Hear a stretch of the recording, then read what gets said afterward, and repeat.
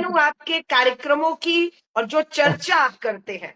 बहुत बार तो मैंने देखा अशोक जी ने मुझे भी नहीं बख्शा, और अभी अशोक जी मुझे कहीं मिल गए और मैंने बिल्कुल अशोक जी इसको बिल्कुल मौके का अवसर का फायदा उठाया, और मुझे खुशी है कि हमारी जो भी गलतफहमी थी दूर हुई और हम साथ नहीं में हैं, नहीं, और मुझे सौभाग्य है कि देखिए मैं आपके साथ आज बैठी हूँ।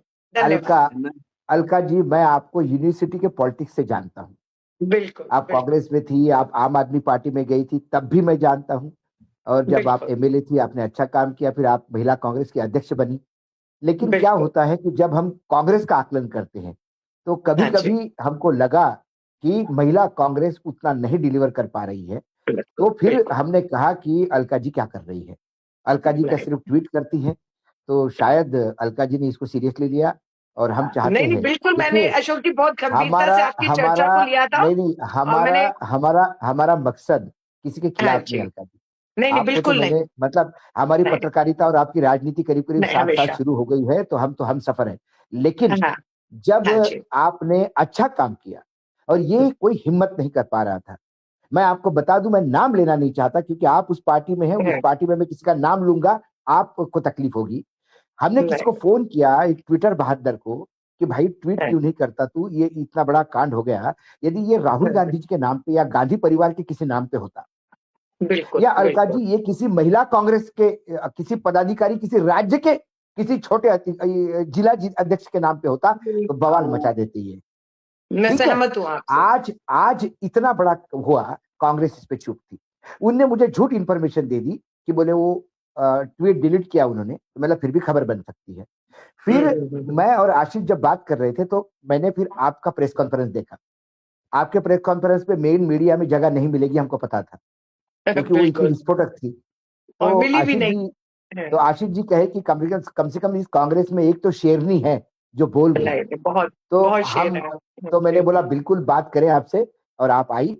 तो सबसे पहले तो आशीष ने तो पूरा मधुकेश्वर जी ने क्या कहा, ये बिल्कुल। पूरा कच्चा चिट्ठा। इसके पहले वो जो सज्जन है, जिसको हम हमेशा सज्जन कहते हैं, वो बीजेपी वालों के लिए दुर्जन हो गए हैं, सुब्रमण्यम स्वामी। सुब्रमण्यम स्वामी पिछले बिल्कुल 2 साल से लगातार लगातार ये बोल रहे हैं कि कुछ फाइलें अमेरिका में हैं, कुछ सीडी चाइना के पास है, इसके लिए ये उनके खिलाफ प्रखर नहीं है। सीडी किस बात की है, फाइलें किस बात की है, हम नहीं जानते। लेकिन डोनाल्ड ट्रंप ने एक जगह बोल दिया, और वो वीडियो सब दूर वायरल हुआ। उन्होंने कहा कि यदि मैंने मुंह खोल दिया तो प्रधानमंत्री नरेंद्र मोदी अपना राजनीति करना भूल जाएंगे, उनकी राजनीति खत्म हो जाएगी। ऐसी क्या राजनीतिक बात है करियर भाई, बर्बाद हो खर जाए। बात। फिर भी हम कहते हैं कि वो अमेरिका है, हम क्यों अमेरिका के राष्ट्रपति को इतनी तवज्जो दे। लेकिन आज जो आपने कच्चा चिट्ठा खोला, जो आपने पूरा दिखाया, एक तो आपके तब एमएलए थे, आप ही के पार्टी के थे, जिन्होंने लोकसभा जो विधानसभा में जो पूरा कच्चा चिट्ठा खोल दिया कि कौन महिला कैसा किसके साथ क्या, ये पूरे देश ने देखा है। लेकिन उसके बाद आपने बहुत सारी बीजेपी के बाकी नेताओं की भी एक जो उनका महिलाओं के प्रति, देखिए, मात्र किसी महिला को राष्ट्रपति बनाने से, या आप माता के नाम से आंसू बहाने से, या फिर 33% रिजर्वेशन देने से महिला सशक्तिकरण नहीं होता। महिला के लिए बिल्कुल अपने दिल में जगह होनी चाहिए, महिला के लिए अपने दिल में इज्जत होनी चाहिए। तो महिला की बिल्कुल। कितनी इज्जत करते हैं, इसकी एक फहरिस्त आपने दी।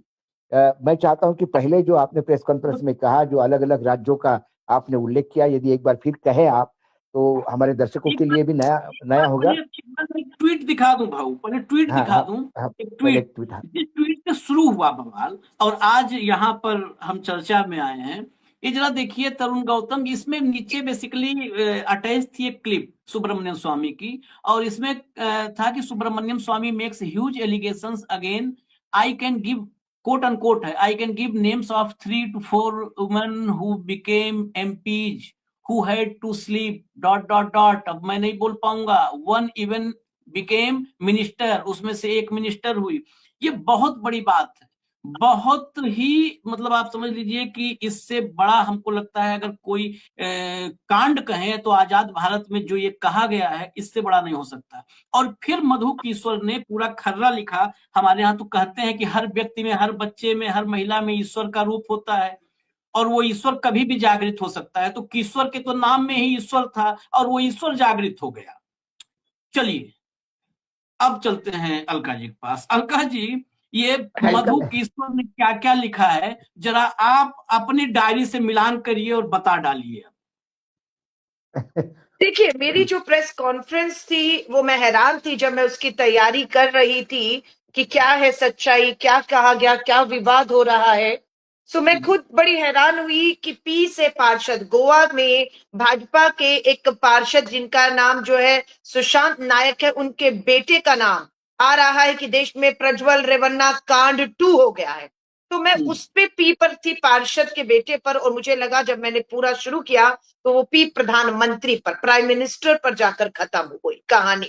तो मैंने देखा कि गोवा के अंदर भाजपा की डबल इंजन की सरकार है।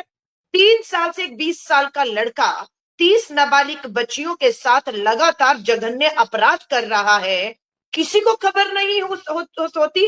ये विश्वास करने लायक नहीं है। भाजपा का पार्षद है, भाजपा का नेता है, उसका बेटा है, उनकी वहां सरकार, वहां विधायक, वहां सांसद, सब मैं कहूं और पूरी तरह से जो है इनकी है, और इनको खबर तक नहीं थी। लेकिन 2 नाबालिग बच्चियों के परिवार ने जब शिकायत की तो पता लगा 2 नहीं 30 बच्चियों के साथ भाजपा नेता के इस बेटा सोहम सुशांत नायक ने जघन्य अपराध किया। हाहाकार हुआ तो एफआईआर हुई, गिरफ्तारी हुई और पोक्सो कानून के तहत protection of children from sexual offence में मामला दर्ज हुआ।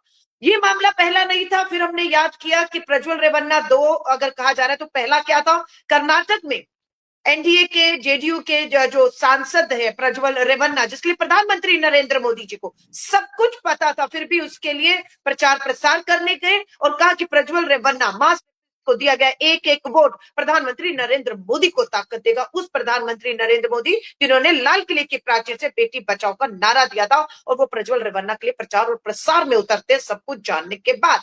यहीं पर नहीं, कर्नाटका से ही लगा हुआ जब हम महाराष्ट्र की अभी खबर आ रही थी कि वहां पर महिला आयोग की अध्यक्ष ऐसी महिला को बनाया गया है कि वो एक ऐसे बाबा, अशोक बाबा जो है, जो बिल्कुल एक स्कैंडल रैकेट जो है अपने तौर तरीकों से चला रहे थे, और महिला आयोग के पद पर। अलका जी, आप अशोक जी उनका कुछ नाम कहना चाहते हैं?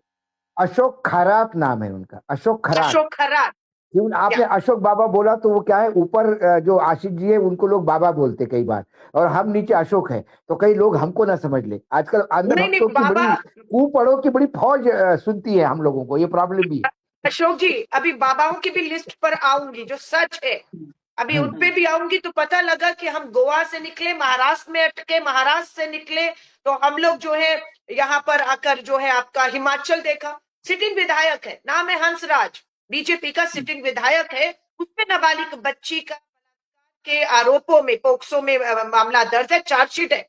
30 मार्च को चंबा कोर्ट में पेश होगा। भाजपा का सिटिंग, भाजपा से निकाला नहीं गया अभी तक, सम्मानित विधायक सदस्य बना हुआ है, ये इनकार। अब आप आ जाइए उत्तराखंड। उत्तराखंड में भी भाजपा की डबल इंजन की सरकार। अंकिता भंडारी कांड जो है वो कहाँ होता है, भाजपा के नेता के रिजॉर्ट में होता है। करने वाला कौन है, भाजपा के नेता का बेटा है। बुलडोजर चलाने वाली, सबूत मिटाने वाली कोई और नहीं, भाजपा की ही महिला विधायक वहां पर है। और जिस पीवीआईपी का नाम आ रहा है वो कौन है, उसकी प्रधानमंत्री नरेंद्र मोदी जी के साथ हमने तस्वीरें दिखाई, जिसके खिलाफ सीबीआई की जांच अंकिता भंडारी के माँ बाप कर रहे पर न्याय नहीं मिल रहा। अब मैं आपको उत्तर प्रदेश ले जाती हूँ, वहां पर भी भाजपा की डबल इंजन की सरकार। उन्नाव का मामला देख लीजिए, पिता को पुलिस हिरासत में मार डाला, उसकी बुआ, उसकी महिला वकील को 1 नहीं 2 नहीं 7 बार ट्रक एक्सीडेंट में मार डाला, बच्ची वेंटिलेटर पे पड़ी रही। हाईकोर्ट में मामला आया तो पता लगा कि सीबीआई ने मामला कमजोर किया, सरकार के वकील ने कमजोर किया और कुलदीप सिंह सेंगर बरी हो रहा था। वहीं पर हम लोगों ने फिर सुप्रीम कोर्ट गए पीड़िता के साथ और न्याय मिलता है कि रिहाई नहीं हुई। आप आ जाइए गुजरात में भाजपा की डबल इंजन की सरकार। बिल्किस बानो के 11 जो और हत्यारे उसके परिवार के, उनको भी बेल देने का काम, रिहा करने का काम, सजा माफ करने का काम कोई और नहीं, भाजपा की सरकार कर रही थी। वहां पर भी बिल्किस बानो जिंदा थी इसलिए लड़ पाई और सुप्रीम कोर्ट ने वहां पर भी जो है गुजरात में भी इन सबको वापस जो है जेल में ठोका। आप आ जाइए हरियाणा में भाजपा की डबल इंजन की सरकार है। संदीप सिंह इनके पूर्व मंत्री रहे, उनपे भी एक खिलाड़ी जो हमारी कोच थी उसने गंभीर आरोप लगाए, वो भी आज बाहर होते हैं। आपका बीएचयू देख लीजिए, प्रधानमंत्री जी खुद की लोकसभा के भीतर बीएचयू में इन्हीं के पार्टी का कार्यकर्ता जो है वो गलत काम करता है और कोई कार्रवाई नहीं होती है। आप आ जाइए कुलदीप सिंह सेंगर के बाद ब्रजभूषण शरण पर, इन्हीं के सांसद थे। हमारी पहलवान बेटियों ने अपने गंभीर आरोप लगाए, बैठी रही अपना जंतर मंतर के ऊपर, दिल्ली पुलिस की हिम्मत नहीं हुई एफआईआर कर दे। किसके दबाव में है दिल्ली पुलिस या किसके अधीन है? देश के गृह मंत्री अमित शाह जी आपके अधीन है। कैसे हिम्मत हो रही थी कि वो एफआईआर नहीं कर रही थी उन बेटियों के जो आरोप थे उसके खिलाफ, क्योंकि सांसद आपका था, सरकार आपकी थी, पुलिस आपकी थी और आप उसके साथ खड़े रहे, ना कि बेटियों के साथ। और एफआईआर नहीं हुई, सुप्रीम कोर्ट जाते हैं, एफआईआर तब होती है। और एफआईआर हुआ आज 1-1.5 साल से अधिक हो गया, लेकिन ब्रजभूषण शरण को बुलाकर पूछताछ करने की हिम्मत कोई नहीं दिखा पा रहा है। आइए अब आपको ले चलती हूँ। राम रहीम, 15 बार उन्हें पैरोल पर छोड़े जाने का काम कौन कर रहा है? सरकार कर रही है भाजपा की, और वो भाजपा के लिए निकलते हैं, प्रचार और प्रसार करते हैं। अब आ जाइए बाबा राम रहीम के बाद आसाराम पर, दोषी करार दिए गए ना दोनों। हम उन पे झूठे आरोप नहीं लगा रहे, वो दोनों एक लंबी कानूनी कार्रवाई के बाद सबूतों के आधार पर अदालत द्वारा दोषी करार दिए गए, उम्र कैद की सजा हुई उन्हें, और उन्हें आप छोड़ते हैं। और आसाराम को तो बाकायदा राम मंदिर में वीवीआईपी दर्शन, वीवीआई गेट से गए, वीवीआईपी दर्शन करवाए, और आडंबर पूरा जारी है। ये तमाशा है, ये क्या है, इस देश में चल क्या रहा है? और यही नहीं, जब हमें समझ आया कि ये चल क्यों रहा है, तो पता लगता है जो बड़ा नेता बैठा है, जो सबसे बड़ा नेता आज इन सबको संरक्षण दे रहा है, इन सबको बचा रहा है, और इन्हें लगता है कि हमारा कुछ नहीं होगा क्योंकि हमारा नेता खुद फंसा हुआ है। और उसे कोई छोटे मोटे यहाँ पर फाइलों में नहीं फंसाया गया, उसका नाम एप्स्टीन फाइल में आता है। उनके केंद्रीय मंत्री हरदीप पुरी का नाम एप्स्टीन फाइल में आता है। और कोई कार्रवाई जब उनपे नहीं है, हम पर क्या होगी? जब हम पर होगी तो हम भी मुंह खोलेंगे तो आग आज वहां तक जाएगी। तो कहानी सारी यहाँ है। और सबसे बड़ी बात, आज जो मधु किश्वर की आप बात कर रहे हैं, या उससे पहले भाजपा के ही नेता है ना, भाजपा के ही नेता है डॉक्टर सुब्रमण्यम स्वामी, कांग्रेस के तो कितने खिलाफ रहे, कांग्रेस से तो है नहीं, वो लगातार इतने खुलासे कर रहे हैं। हमें भी हैरानी हुई कि कोई मानहानि का दावा क्यों नहीं ठोक देता है, कोई जांच की मांग क्यों नहीं करता है, कोई आगे आके चुप्पी तोड़ता क्यों नहीं है, कोई कार्रवाई क्यों नहीं होती? क्योंकि उन्हें पता है ये आग है, इसमें हाथ डालते आग में हाथ जलने वाले हैं, तो इसलिए दूरी बनाकर चुप करके खत्म कर रहे हैं। लेकिन मैं विधायक थी दिल्ली सरकार में, 2017 की बात है, तब यही कपिल मिश्रा जो आज भाजपा में मंत्री हैं, ये 2000 में जब 17 में मैं विधायक थी, उसी विधानसभा में ये भी थे, मंत्री थे, और तब ये अमित शाह जी और नरेंद्र मोदी जी की गुजरात की सीडी लेकर आए थे। हम सब हैरान थे कि वो सीडी जो 2015 से कहते हैं आज तक सुप्रीम कोर्ट के पास है, वो मधु किश्वर के पास है, उसने देखी, कपिल मिश्रा के पास थी, उसने देखी, और ना जाने कितने लोगों के पास वो कांड, जो सीडी कांड गुजरात का है, जिसमें बताया जाता है देश के गृह मंत्री, प्रधानमंत्री, उस समय जब वो मुख्यमंत्री थे, अब प्रधानमंत्री है, उनका सारा काला चिट्ठा कारनामे है। कपिल मिश्रा ने वो सीडी हमें सदन में सिलसिलेवार दिखाई, और आज भी वो सबूत के तौर पर जो है वो उपलब्ध है। जल्द गायब अब कर दी जाएगी, total social media, Google, net से वो वीडियो गायब होने वाला है, लेकिन सबके पास वो पड़ा हुआ है। मधु किश्वर तो यहां तक कहती है उन्होंने देखा है, कपिल मिश्रा ने उसका पूरा बखान किया, डॉक्टर स्वामी आज तक बोलते हैं। और डॉक्टर स्वामी जिनके लिए बोल रहे हैं, मैं महिलाओं को भी कहती हूँ, आप सांसद रही, आप केंद्रीय मंत्री रही, अलग बात है किन्हीं कारणों से आज आपको हाशिए में कर दिया गया है। मैं तो यही कहती हूँ, इनकी प्रवृत्ति रही है कि इस्तेमाल करो और दूध में से मक्खी की तरह निकाल कर फेंक दो, कुछ बोलेंगी तो खुद फंसेंगी, इन पे आंच नहीं आएगी, इसलिए वो चुप कर गई। लेकिन मधु किश्वर ने तो नाम लेकर भी कहा है कि वो पूर्व केंद्रीय मंत्री आज नहीं तो कल बोलेंगी, और बोलेंगी तो तब भूचाल आने वाला है। किसी ने तो उसी के नीचे कोट भी किया है ट्वीट में कि मधु किश्वर जी, हमें तो आपकी जान की चिंता हो रही है। जिस तरीके से आपने हिम्मत दिखाकर इतना बड़ा ट्वीट उन्होंने किया है, और मैं खुद पढ़कर वहां जो शब्द, जो बातें, जो चीजें, जो उनके लिए अयाज शब्द का इस्तेमाल देश के प्रधानमंत्री के लिए कर रही हैं, ऐसे समय में भाजपा का चुप होना, भाजपा के प्रवक्ताओं का आकर कुछ ना बोलना, टीवी में कहीं कोई चर्चा ना होना, पीएमओ का संज्ञान ना लेना, हर एक का, ये बहुत बड़ी बात है, ये बहुत बड़ी बात है। मैं कह रही हूँ घबराहट तो इनमें पैदा हो चुकी है मधु किश्वर के बाद, क्योंकि इन्हें लग रहा था डॉक्टर स्वामी अकेले पड़ गए, कपिल मिश्रा का मुंह हमने बंद कर दिया यहाँ बुलाकर, तो अब कोई बचा नहीं शायद। लेकिन जो मधु किश्वर का ट्वीट है अपने आप में सिलसिलेवार, आज भी वो अपनी बात पे खड़ी हुई है, तो मुझे लगता है मीडिया की, मुझे लग रहा था बहुत बड़ी ब्रेकिंग न्यूज होनी चाहिए थी। एक तरफ विश्व में एप्स्टीन फाइल्स पे खुलासे हो रहे हैं और कार्रवाई हो रही है। ये कहते हैं कि ट्रम्प तो कुछ भी कहते हैं, एप्स्टीन फाइल पर भरोसा नहीं करना चाहिए। देखिए, एप्स्टीन फाइल जो है वो किसी ऐसे अरे गहरे नत्थु गहरे चलते फिरते ने नहीं है वो, और ना ही वो कोई ऐसा कोई है कि आदमी जाकर उस पर बात कर रहा है। अमेरिका का कानून विभाग उन फाइलों को के खुलासे कर रहा है, उसके मेल व्हाट्सएप लगातार निकल रहे हैं, लेकिन प्रधानमंत्री नरेंद्र मोदी जी के बहुत से और हरदीप पुरी और ना जाने कितने, अनिल अंबानी का भी नाम आया है, राहुल गांधी जी इस बात को सदन के अंदर भी कह रहे हैं, बाहर भी कह रहे हैं कि सिर्फ वो फाइलें ना खोली जाए, इसलिए ये ब्लैकमेलिंग हो रही है देश की सरकार के साथ में। और ये जो पूरा संकट आप देख रहे हैं ना युद्ध में, कि हम इजराइल की तरफ या हम अमेरिका की तरफ झुके पाए गए, उसका कारण भी एप्स्टीन फाइल्स में काले कारनामे, वीडियो और जो भी गंद, मैं कहूंगी गंद ही है वो जब सामने आएगा, उसी डर से आज घुटने टेक कर राहुल गांधी जी ने यही नहीं कहा था प्राइम मिनिस्टर इज कंप्रोमाइज, पूरी तरह से उसके सबसे पीछे कारण द एप्स्टीन फाइल्स है। अब तो भारत में भी कोई कोई नाम दे रहा है, कोई कोई स्वामी मधुकेश्वर फाइल आ चुकी है ना, क्योंकि अब वो सीडी उन्हीं के पास है, मधुकेश्वर जी के पास, उन्होंने कहा है। सबसे बड़ी बात, सुप्रीम कोर्ट 10 साल से इन गंभीर आरोपों के बाद उस सीडी के ऊपर मुख्य कार्रवाई 10 साल से उनके पास है, 10 साल से भाजपा की सरकार है। और नीचे जब बोला कि सुप्रीम कोर्ट क्यों चुप है, तो किसी ने जस्टिस लोया का भी उदाहरण दिया कि सबको अपनी जान प्यारी है। तो ये गंदा खेल इस स्तर पर चला गया।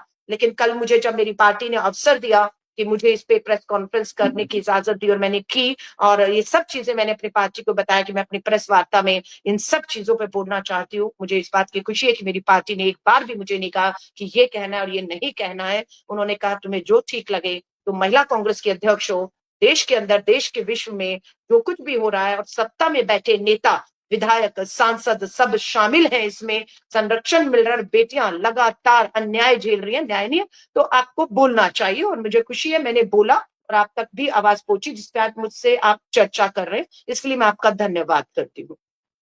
अलका जी, मैं जरा एक इस मैटर में आगे भाऊ, एक मिनट, मैं आप ही के पास अब आ रहा हूँ। ये आ गया मधु किशोर का पूरा ट्वीट आ गया, पूरा खर्रा आ गया। सुब्रमण्यम स्वामी का वीडियो मिलियंस में लोगों ने देखा है। कल जब मैं चेक किया था तब 3.5 मिलियन लोग क्रॉस कर चुके थे, मिलियंस में लोगों ने देखा।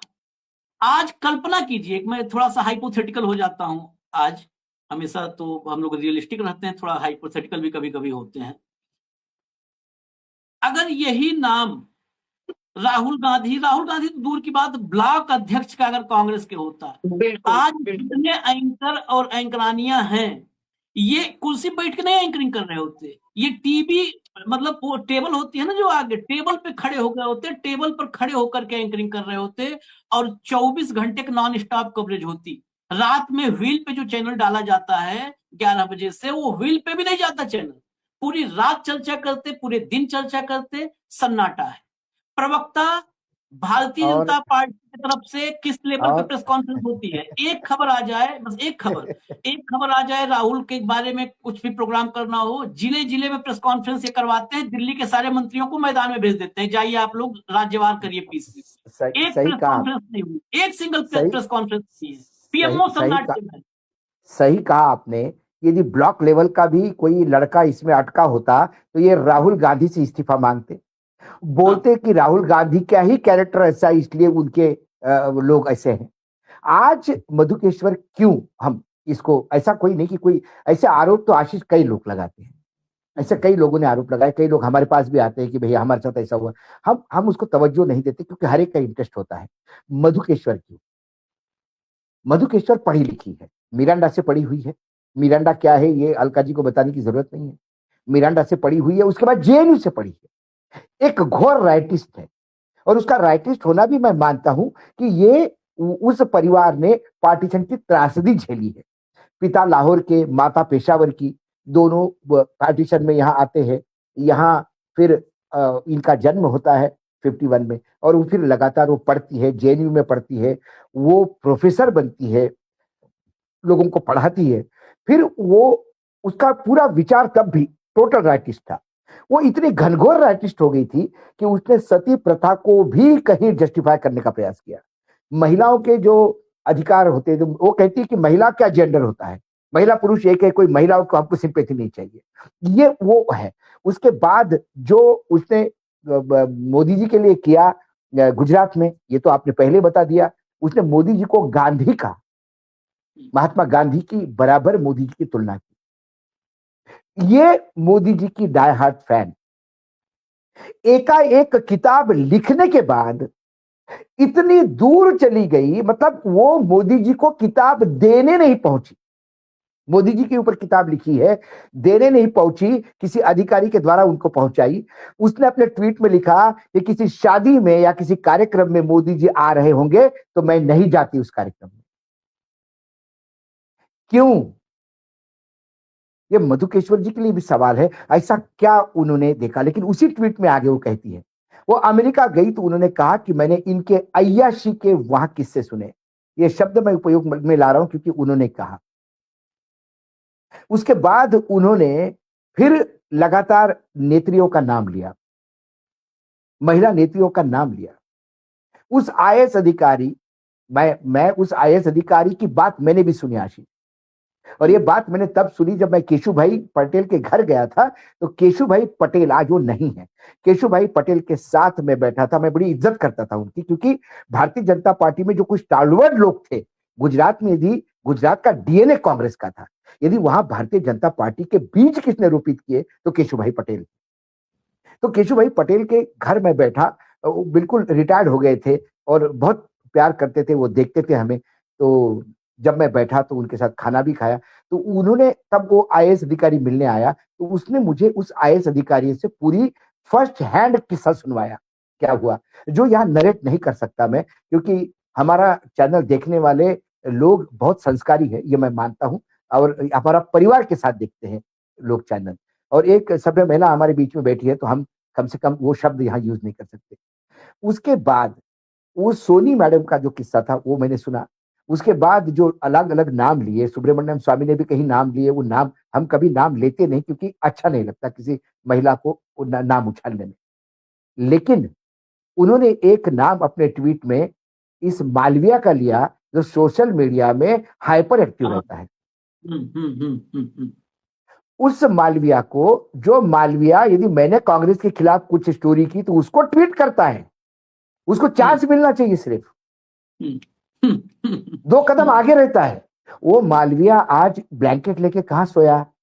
उसने मालविया को क्या कहा मालूम है? पैडलर। पैडलर मतलब महिलाओं को सप्लाई करने वाला दलाल। ये इसका हिंदी में ये है। मैं मालविया जी के प्रति पूरा आदर रखते हुए ये कहता हूं, ये मेरे शब्द नहीं है, ये मधुकेश्वर जी के शब्द है, जिन्होंने मोदी जी को गांधी कहा था। अब वो मालविया, अमित मालविया कहां गया? उसकी पूरी टीम कहां गई? ये ट्वीट अभी तक डिलीट क्यों नहीं हुआ? क्या भारतीय जनता पार्टी की नंबर 1, नंबर 2 की पोजीशन की कोई लड़ाई है कि जिसमें ये ट्वीट अभी तक डिलीट नहीं हुआ?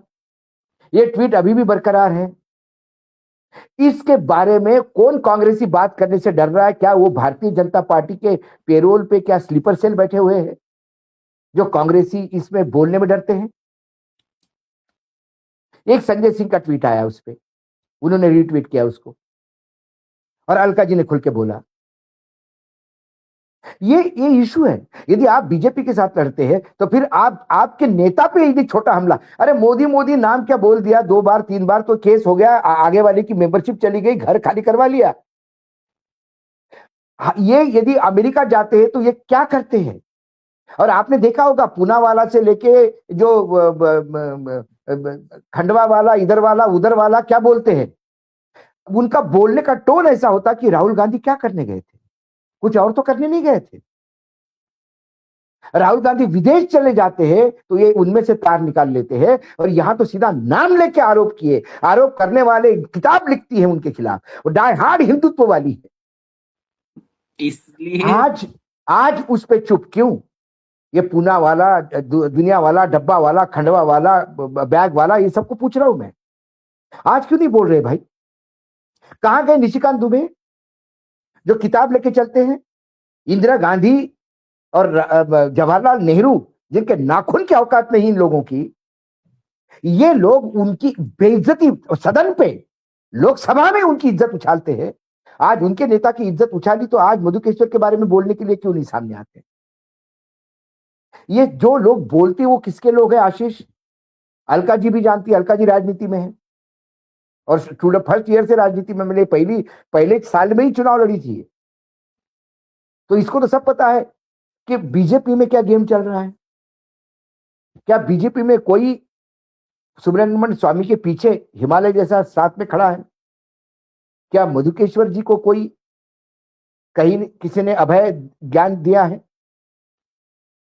लेकिन ये इशू हम क्यों लाए? नरेंद्र मोदी को बदनाम करने के लिए नहीं लाए। ये इशू इसलिए लाए कि आशीष जी, मैं तो आपके परमिशन के बगैर कई बार आपकी तरफ से बोल देता हूं, और जितना मैं अलका जी को जानता हूं उतना मैं आज अलका जी की तरफ से भी बोल देता हूं, क्योंकि जिस व्यक्ति के बारे में ये उछाला गया है वो ये मेरे देश का प्रधानमंत्री है। वो मेरा भी प्रधानमंत्री है, आशीष आपका भी प्रधानमंत्री है, और अलका जी आपका भी प्रधानमंत्री है।